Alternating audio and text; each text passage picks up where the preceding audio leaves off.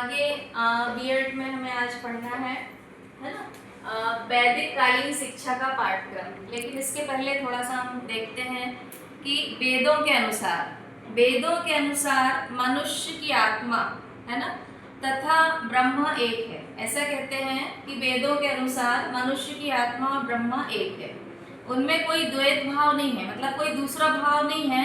जो मनुष्य की आत्मा है और ब्रह्म है वो एक ही है, दो नहीं है।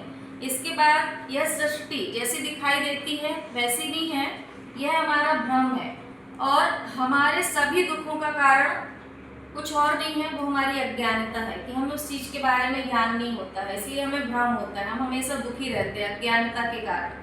तो हम अनंत शक्ति के स्रोत हैं। शिक्षा का एकमात्र लक्ष्य विद्यार्थियों को अज्ञानता से मुक्त करके ज्ञान की प्राप्ति करवाना है। तो इसलिए हम देखते हैं कि जिससे वह विद्या तथा अविद्या विवेक पूर्ण भेद कर सके, सत्य मिथ्या को पहचान सके और अपने में निहित अनंत ज्ञान को तथा अनंत शक्ति की पहचान कर सके। तो इस तरह से अविद्या को दूर करने के लिए हम थोड़ा सा गुरुकुल प्रणाली में आएंगे। तो वहाँ पे क्या था कि गुरु और शिष्य के संबंध बताए गए थे कि कैसी शिक्षा होती थी, उसी के आधार पर वैदिक कालीन शिक्षा का पाठ्यक्रम हम आज देखेंगे। ठीक है, तो वैदिक कालीन शिक्षा के पाठ्यक्रम में देखो, वैदिक कालीन शिक्षा का जो पाठ्यक्रम है वो 4 वेदों की पाठ्यवस्तु के पाठ्यक्रम में शामिल है। अपने जो 4 वेद हैं जनरली है ना, ऋग्वेद, सामवेद है ना, यजुर्वेद और अथर्ववेद, इसके बारे में 4 वेदों की पाठ्यवस्तु को पाठ्यक्रम में शामिल किया गया है वैदिक कालीन शिक्षा के पाठ्यक्रम में। ठीक है, इसमें है नंबर 1 में है ऋग्वेद। ऋग्वेद में बताया है कि ऋग्वेद में ज्ञान का अपार भंडार है। इसमें ऋचाओं का मंत्रों के रूप में, बहुत सारा मंत्रों के रूप में ज्ञान का अपार भंडार है। तत्कालीन ज्ञान है, विचारधारा है, सभ्यता है, धर्म है कि हमारी सभ्यता कैसी है, सभ्यता के साथ साथ हम कैसे संस्कृति के पास जाते हैं, कैसे सीखते हैं, और मंत्रों से, ऋचाओं से हमें जो तत्कालीन ज्ञान की प्राप्ति होती है।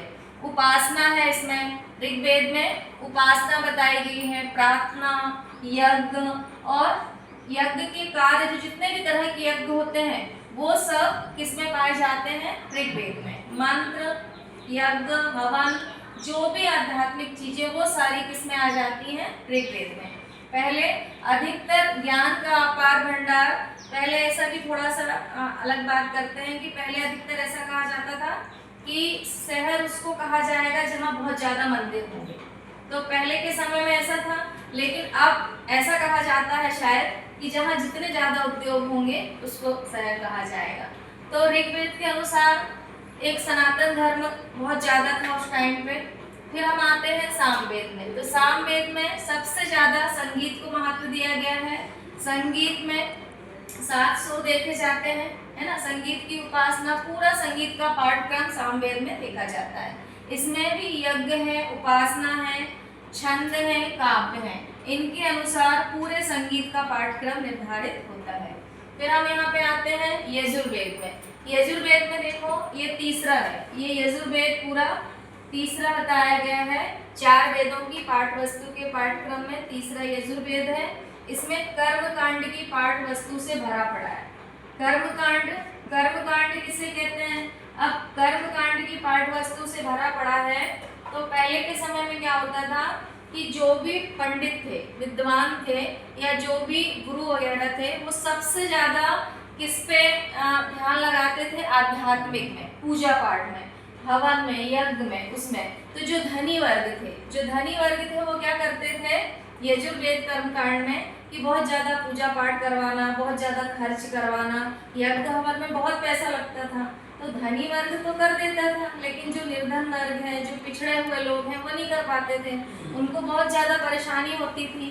तो कर्मकांड को थोड़ा कम करने के लिए, समाप्त करने के लिए, कर्मकांड समाप्त तो नहीं हो सकता, पूजा पाठ यज्ञ हवन तो आज भी होते हैं, लेकिन ये धनी वर्ग करते थे अधिकतर उस समय में, निम्न वर्ग, पिछड़ा वर्ग नहीं कर पाता था।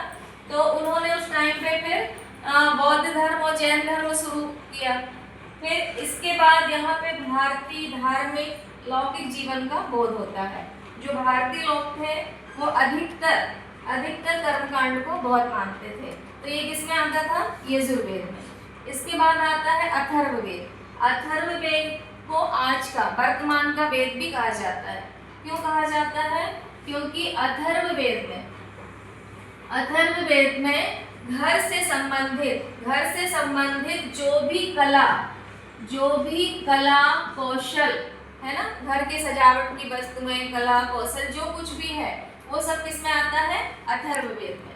अथर्ववेद के लिए देखो, उद्योग, सुख, संपदा, सांसारिक जीवन में जो भी विषय वस्तु, जो भी चीजें लगती हैं व्यक्ति को, वो सारी चीजें किसमें आती हैं? अथर्ववेद में। और इसके साथ साथ भौतिक विषयों को भी शामिल किया गया है। भौतिक से संबंधित जो भी चीजें आती हैं, जो भी हमारे दैनिक जीवन में सांसारिक सुख सुविधाओं की चीजें आती हैं, चाहे वो घर सजाने की हो, उद्योग से संबंधित हो, सारी चीजों को हम किसमें शामिल करते हैं? अथर्ववेद। तो अथर्ववेद को वर्तमान युग का वेद भी माना जाता है। तो इस तरह से हमने वैदिक कालीन शिक्षा का पाठ्यक्रम देखा, जो कि 4 वेदों की पाठ्य वस्तु इसमें पाठ्यक्रम शामिल है। ऋग्वेद, सामवेद और यजुर्वेद और अथर्ववेद। ठीक है, थैंक यू।